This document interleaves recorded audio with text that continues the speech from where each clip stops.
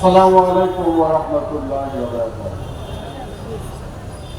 আজকের দিনে আমি এখানে আজকের দিনে সভাপতি উপস্থিত অন্যান্য ওলামায়ে কেরাম, আজকের দিনের প্রধান অতিথি সহ সবাইকে আমার আন্তরিক অভিনন্দন সালাম জানিয়ে আমি সংক্ষিপ্ত দুইটা কথা বলে আমার কথা শেষ করছি। আমার মনে হয় বিগত 1 বছর আগের যে প্রোগ্রামটা আমাদের ছিল এই জায়গাতে, সেই প্রোগ্রামটা যখন বন্ধ হয় তখন আমার সামনে যখন আমার সমসাময়িক যারা যারা আছে তাদেরকে, মুরব্বীদেরকে, যুবকদেরকে যখন পর্যাপ্ত পরিমাণে মারপিট করা হয়, রক্তাক্ত জখম করা হয়, পুলিশ সামনে দাঁড়িয়ে ছিল, তারা কোনো প্রতিবাদ করে না। আমি সামনে থেকেও যখন কিছুই বলতে কইতে কিছুই পারি নাই, তখনকার সময়ের ব্যথা বেদনা এইটুকু আমি আগে বলতে পারি নাই। যখনই সেই কথা মনে হয় এখনো পর্যন্ত আমি পরিপূর্ণভাবে একদিনও রাত্রে ঘুমাইতে পারি না।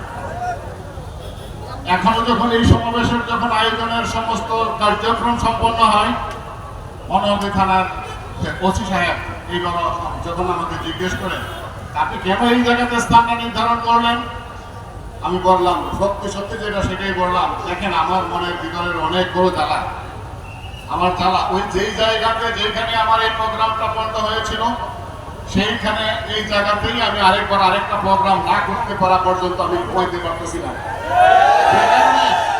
যে কারণে আমরা আগে এই জায়গাতেই আমরা এই প্রোগ্রামটার আয়োজন করেছি। যখন এই আয়োজন করার পরেও যখন মাঠটা আমি পরিপূর্ণভাবে ক্লিয়ার করতে পারছিলাম না, এই জায়গাতে নিচে যখন আমার এই পরিপূর্ণভাবে যখন এই পরিবারটি মিছিলকারীদের আগমন শুভেচ্ছা স্বাগতম, ভোলাহাটির পক্ষ থেকে লাল গোলাপ শুভেচ্ছা, সমাবেশের পক্ষ থেকে লাল গোলাপ শুভেচ্ছা। এই পর্যন্ত আজকের দিনে আপনারা যারা আবার এইখানে এই পরিপূর্ণভাবে জনসমুদ্রে পরিণত করে এই সভাকে সাফল্যমণ্ডিত করেছেন, এই পরিবেশ যখন আল্লাহ আমাদেরকে করে দিয়েছে সেই জন্য আল্লাহর কাছে শুকর। আপনারা যারা এসেছেন আপনাদের সবাইকে আমার আন্তরিক ধন্যবাদ শুভেচ্ছা জানিয়ে আজকের প্রোগ্রামকে সফল করার জন্য আপনাদের উদাত্ত আহ্বান জানাচ্ছি। সর্বোপরি আমাদের পীর সাহেব চরমোনাই বক্তব্য রাখার শেষ পর্যন্ত আপনারা সার্বক্ষণিকভাবে থাকবেন।